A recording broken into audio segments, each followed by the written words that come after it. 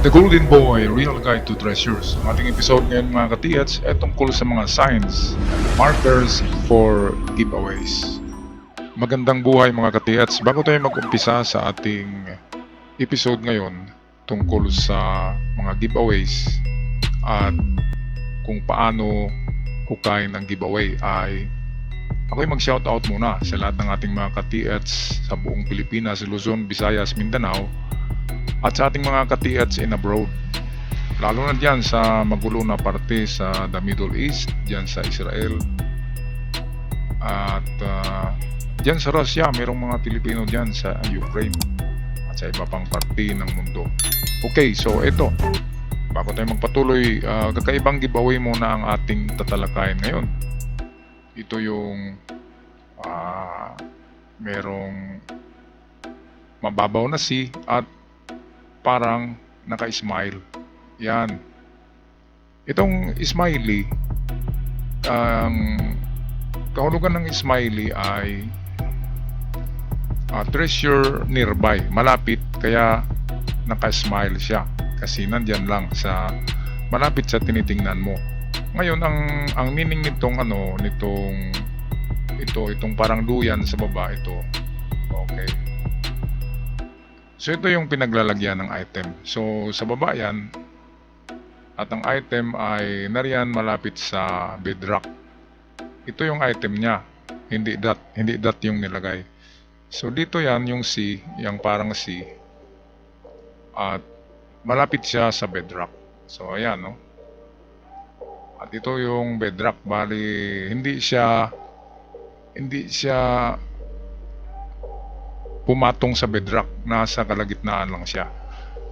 So ito, ang mga distansya nito ay nasa harap lang talaga. So it can be 1 or 3 meters in front. At giveaway siya. Pinaka mababaw dyan ay 5 meters to 7 meters. So 5 to 7 meters ito na mga giveaway. Pero sa ngayon ay lumalalim kasi, kaya pwedeng 8 na yan. 8 meters down below. Okay, yan ang smiley na mayroong maliit na C. Giveaway sign yan. Ito naman kakaibang giveaway ito, kaya pinamahagi ko. Na-vlog ko na ito sa The Surigao Sun noon, matagal na, 4 years ago. Kaya binalik ko dito sa The Golden Boy para sa mga bago pa lamang sa channel. Okay, ito yung giveaway sign na mga nakuha na. Kaya kung tingnan mo ito ay maguguluhan ka. Parang hindi siya matulis, nagaganyan lang oh. Parang mahaba na C. And then nagaganyan. So unang tingnan natin ito. Ang C kasi yan ang bato, ito. So sabi ay dalawahan ang direksyon niya, ito tsaka ito. Pero tingnan nyo sa baba, isa lang ang binigay niya na direksyon. So ang direksyon niyang sundan natin ay ang tinuturo nitong dalawang parang U, parang V. So parang U, parang V, yan ay arrowhead, ulo ng arrow. So papunta siya dito. Ngayon ang sundan natin ay ito. So papunta rin yan dito. Kaya tama-tama mag-intersect sila dyan. At kung eksaktong 2 meters, ito, pwedeng 1 meter, 1 meter yan. So 2 meters distance lamang ay nariyan ang giveaway. Hindi ito lalayo sa bato.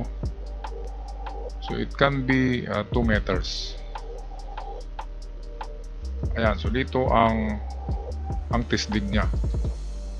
At itong likod ay parang ano lang ito. Parang pampagulo lang siya. Kasi wala siyang supporting sign, dapat may nagaganyan din na sign para pupunta tayo doon sa may likuran niya. Okay, so ang item ay narito sa bandang kanan, dito, approximately 2 meters. At kung wala, pwede nyo gawin na 5 ito. So 5 plus 5 equals 10. So pangalawang distansya ay 10 meters instead of 2. Tisdig pa rin. Ang mga lalim ay ganun pa rin. 5 to 7 meters. Mamaya meron tayong sample ng 8 meters na lalim na giveaway. Okay, ito ano sa tingin nyo ito mga katiyats? Medyo magulo tingnan, no? Parang ano kasi yung parang dalawahan, di ba? Parang dalawang direksyon ito. Pero sa kabuuan nito ay meron siyang makikita natin na ilong. Ito yung ilong niya. Tsaka mata. Ito yung item. Minsan ang item ay karamihan ay bilog, di ba? Pero dito ay ito lang, putol lang na dash line lang. Ngayon, ano bang ibig sabihin yan? Saan ba tayo pupuntan yan? Okay, tingnan natin ang mga mata. Una diyan ay ang mata. Okay, nakatingin siya papunta rito. Ayan. Ngayon, ang bibig niya ay parang litrang C, open. So, papunta rin dito yan, nakaharap yan.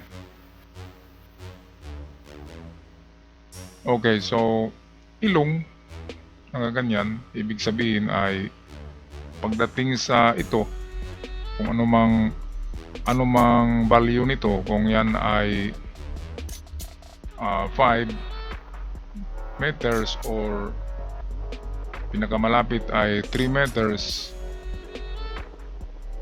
Hindi kasi pwedeng magbaon ng hapon sa malapit lang talaga sa bato. Kasi gugulong ang bato sa hukay. Kaya dumidistansya sila para hindi madaling makuha. Okay, so ito, kung ito ay 3 meters, itong dot, so papunta siya dito ng 3 meters. Dito. So, ito yung unang test dig natin. Ito, ayan. At ang pangalawang test dig ay 5 meters. So, 3 meters ito. Ang pangalawa ay 5 meters. So, ano bang lalim ang mga test dig natin? Ang test dig natin merong lalim na 3 meters bago kayo atras. Kapag wala kayong makita sa 3 meters, pwedeng pagmaliban na muna. At doon na sa pangalawang test dig. Kung napansin niyo ang ilong ay nagaganon, no? So, ibig sabihin niya ay nagaganyan. So, ayan. So, ibig sabihin, kahit na kunin natin ang haba ng ilong, kunin natin ang haba niyan by inches. So, sabihin natin ay 7 inches yan or 8. 7 or 8 inches. So, convert to meters. So, nasa 7 meters or 8 meters. Papunta pa rin dito. O, ganyan. 8 meters yan. At hukay tayo. Diba magkalapit-lapit lang sila sa ating formula na 357? O, pasok siya sa 357. Kapag sinukat nyo itong ilong na ito, ang haba ay nasa 7 meters. So, pwedeng matunto natin. Kaya kung malaki ang inyong opening sa hukay, kung meron kayong backhoe, ay backhoein nyo ang area para matamaan talaga ang item. Okay, punta tayo sa isa. So, ito yung box within a box. Ito yung square sign na merong napaloob na maliit na rectangle. Rectangle pala, hindi square. Ang kahulugan niyan, karamihan ay treasure inside the rock or treasure under. Kung ito'y nakatatak dito sa ibabaw, ito'y treasure inside the rock or treasure under sa bato. Ngayon, dahil sa nakatagilid ito, nandito sa side, so nakaharap siya, ibig sabihin dito siya sa front, dumidistansya siya. So, karamihan talaga ng distansya ay 5. Ang 7 at 3 ay mga adjustment lang yan. Mga adjustment ang 3 at 7. Ang pinakasentro ay 5. Ang pinakamaraming nakuhang item sa distance na 5 meters. Okay, kaya sa ganyan ay dito tayo magukay. Tatlong test dig. Unahin nyo lang 5 meters. At kung wala, bago kayo adjust na naman sa 3 at 7 meters. Okay, kung nakatagilid yan, pero kung dito yan sa ibabaw, nakatatak, treasure inside the rock or treasure under the rock. Okay, pinatungan lang ng bato. Alright, so ito, panghuli. Lahat ng T sign, anumang variation ng T yan, basta T, ang kahulugan talaga niya ay treasure under. So katulad ng ganyan, nakakanji yan, treasure under pa rin yan. At kung T lang yan na nagaganyan, ganun pa rin, treasure under pa rin. At kung anumang klaseng T na kaganyan, basta tugis na T, under talaga yan. Under sa bato na malaki. Pero kung nakatagilid ang T, nakaganyan, ang mahabang parte ang nagtuturo. So dito yan banda. Pero kung nakatayo, katulad nito, nakatayo yung shita or ista. Ayan, kanji kasi yan ng under. Ista, shita. Ngayon, under, kung malaking bato ito, ay kailangan bakuin natin ang baba ng bato. Pero kung wala tayong bako, pinpoint accuracy, ito ang sundan natin. Itong kanyang mga kunting kurba. So ito, pointer yan. Itong dito, ito, pointer din yan. Kaya sa sign na ito ay bandang kanan ang paghukay sa bato. Okay, pag ganyan kayo and then mag-drift. Pagdating sa 4 meters drift na papunta sa ilalim ng bato. Kasi yan ay treasure under. Pero ang entrance niyan ay dito. Sa bandang kanan bago mag-drift. Okay, punta na tayo sa sample ng giveaway na mayroong lalim na 8 meters lamang. So mababaw lang ito. Ito'y mayroong lalim na 8 meters lamang. Mababaw. Okay, so ayan, so mababaw lang siya. 8 meters. Ngayon, ito ang tricks. Ito ang tricks diyan. Okay, unang hukay nyo ay natural soil. Binalik nila yung natural soil. Pangalawang level ng lupa, nasa ano na to, 2 meters na ito, ay makita nyo na ang mga basag na plato, jar at bote. Ayan. So diyan malalaman nyo na sa 2 meters bakit nandyan ang mga bote, mga plato. So sadyang nilagay dyan as a marker. Ngayon, pangalawang level, ito na ay grupo na ng mga bato na yung galing sa ilog na hinakot. Malalaking graba yan, kasing laki ng mga kamao. Kasing laki ng kamao natin na iba't ibang size, iba't ibang kulay ng mga bato nilagay diyan. So ito naman ay matagpuan sa 4 meters. And then pagdating sa 6 meters ay mayroong makikitang mga putol-putol na kahoy na nalalata na. So ganyan. And then pagdating sa 8, mayroong nilagay na 3 bato na parang itlog na malaki. Halos kasing laki ng ulo. So 3 yan, kulay black, kulay pula at kulay blue. Okay, yan yung 3. And then makita nyo ang bato, napakalaking bato nito na mayroong 2 butas. Kung napansin nyo, bakit 2 yung butas? So ibig sabihin, mayroong 2 item na under sa bato. So tama, itong isa, itong na butas, ay ito ang tinuro niya.